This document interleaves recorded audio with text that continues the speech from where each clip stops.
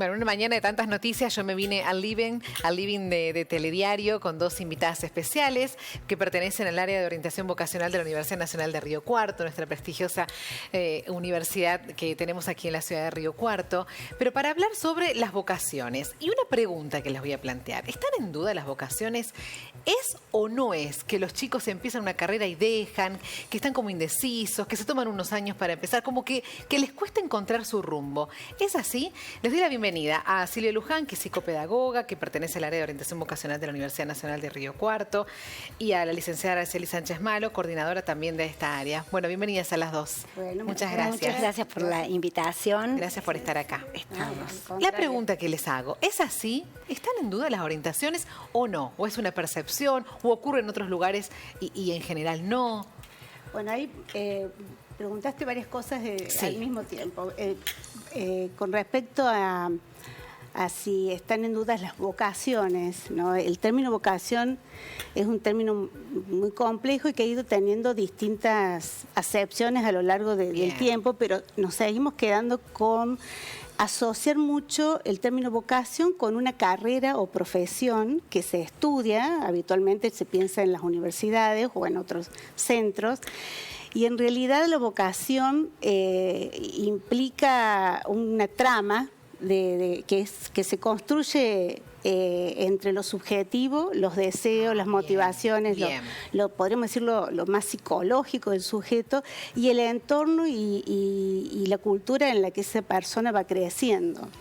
Y también por ahí desmitificar un poco esto de que si no descubrís tu vocación es como que no podés ser feliz, claro, que te frustrás, o ser alguien, no. son esas, te frustrás, es un fracaso. Porque puede pasar, de hecho pasa, aquí tiene que ver con la segunda parte de la pregunta que vos haces, que vayamos descubriendo nuevas vocaciones mientras vamos creciendo, y que también el entorno nos ofrece nuevas actividades. Claro, va cambiando. Claro, va cambiando. Nosotros y el entorno. Y el entorno. Y a la vez podemos también disfrutar y tener ganas de hacer actividades y de formarnos y de dedicarnos a distintas actividades que a veces ni siquiera se vinculan tanto entre sí. Claro. Entonces, bueno, eso como un contexto más, podríamos decir, de contextualización del término vocación, perfecto, ¿no? Y en ese sentido también se vincula con la otra parte de la pregunta de que puede pasar que haya muchos cambios de carrera o que alguien comience un proyecto de estudio y que transcurrido un tiempo no esté a gusto o no le vaya bien o y no está mal. Y no está mal.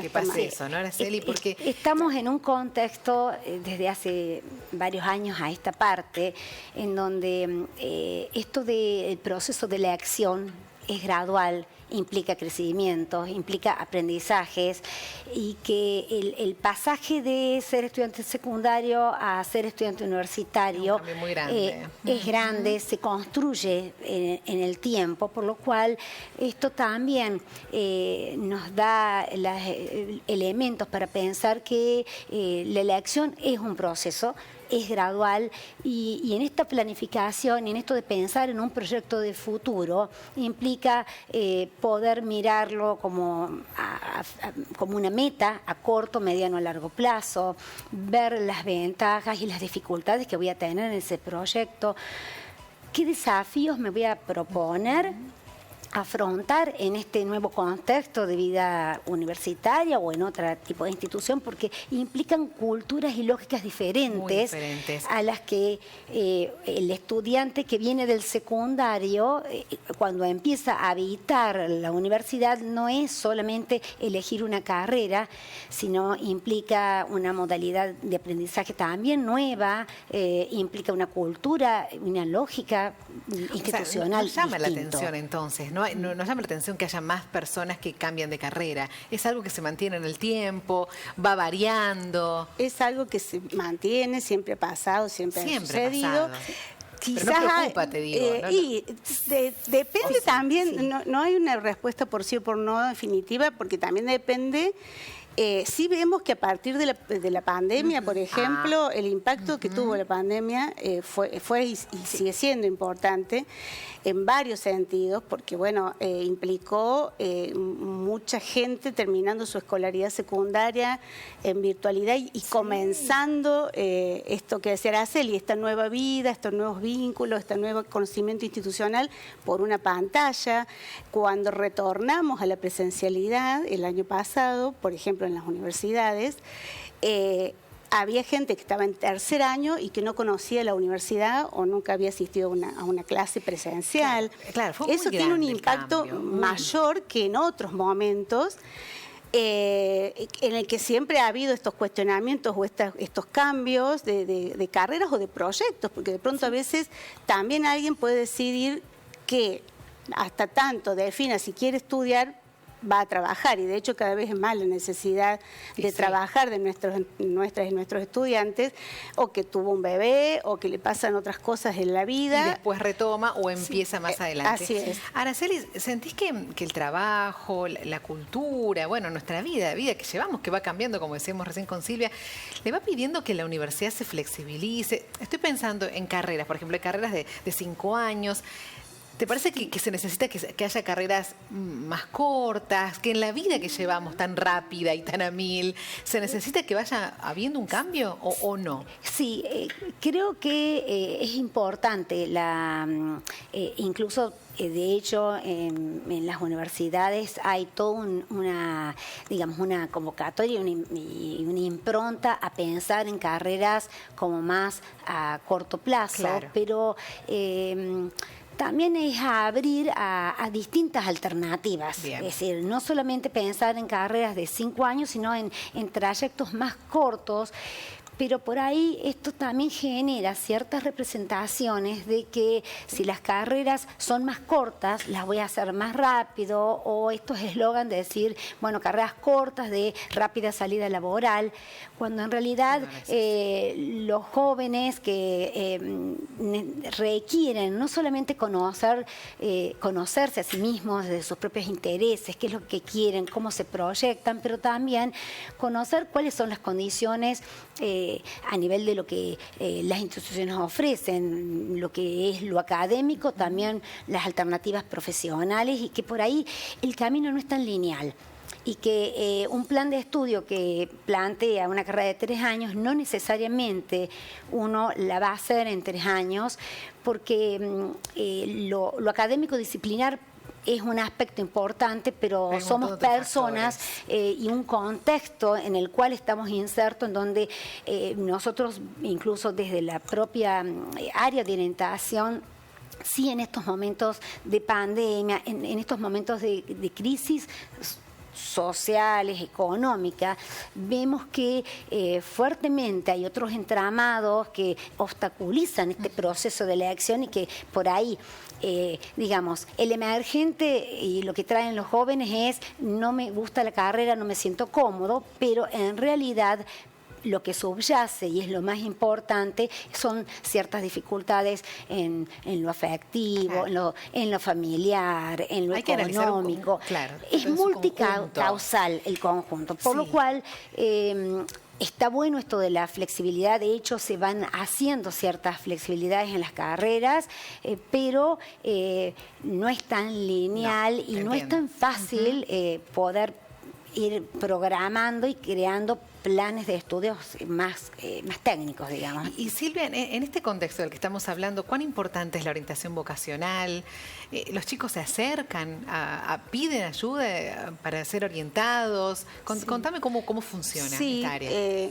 Bueno, nosotros tenemos la vivencia de ser parte de un equipo, de una institución pública, en una ciudad que ya tiene mucha historia en ese sentido, y también este servicio de orientación vocacional se ofrece en consultorios particulares y en algunas otras instituciones universitarias de la ciudad también.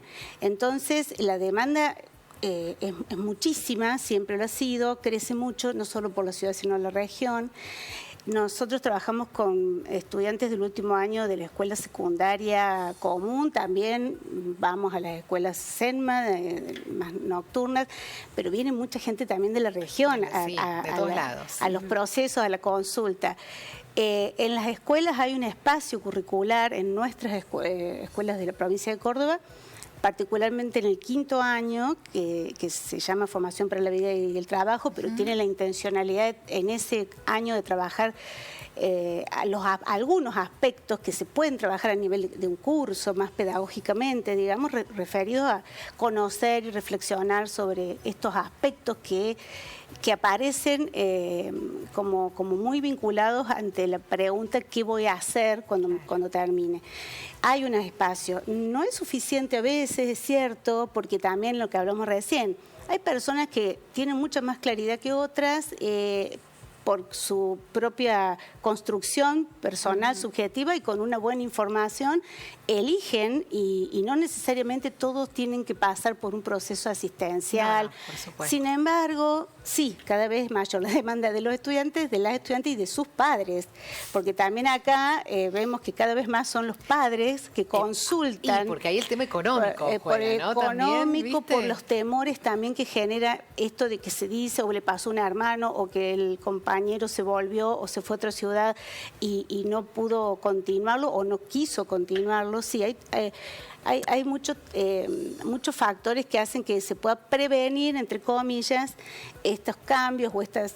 Y yo diría más que el cambio en sí, porque todo es aprendizaje. Entonces, lo que nos pasa cuando llega alguien, y no solamente en un primer año, que es lo más habitual, ¿no? En un primer año de la etapa más de estudios superiores, también llega gente en un 3er año y a veces más, y ahí... que ya empezaron a estudiar una carrera y van a avanzan, claro, como que no avanzan y a veces no avanzan, pero siguen insistiendo, porque es muy duro asumir frente a sí mismos y frente a sus familias, y vienen con muchísima culpa, con muchos sentimientos de fracaso, como decías vos al principio, con mucha angustia de tener que soltar este proyecto que fue un año, que fueron 2, que fueron 3.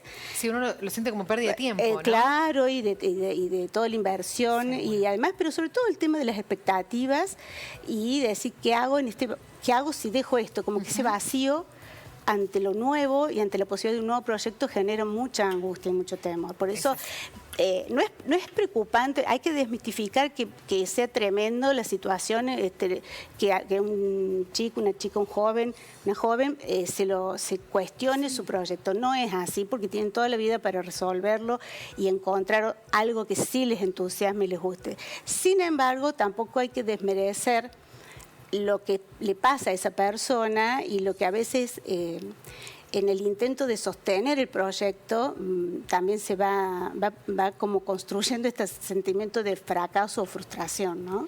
Por eso es importante los espacios que consulten. Qué interesante que es, sí.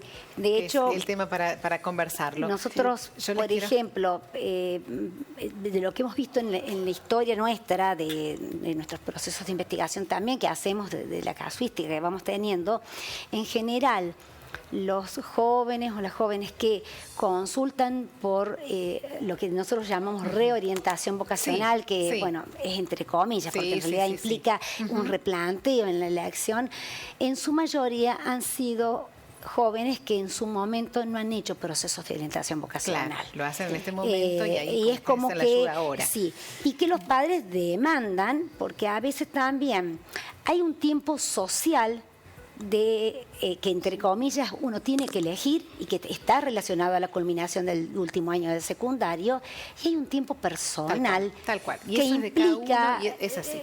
Una diferencia muy distinta. Y está bueno tener en cuenta esa diferencia. Sí. Es así. Bueno, yo les quiero agradecer muchísimo a las dos. Gracias por este espacio, por venir hasta acá. Era interesante conversar este tema, ¿no? Que por ahí no se habla tanto y hay mucho para charlar, y ustedes, bueno, son especialistas en eso. Un abrazo y gracias. Muchas gracias. Cuando quieras volvemos. Pero cómo no, las voy a invitar. Bárbaro, gracias. Placer. Chao.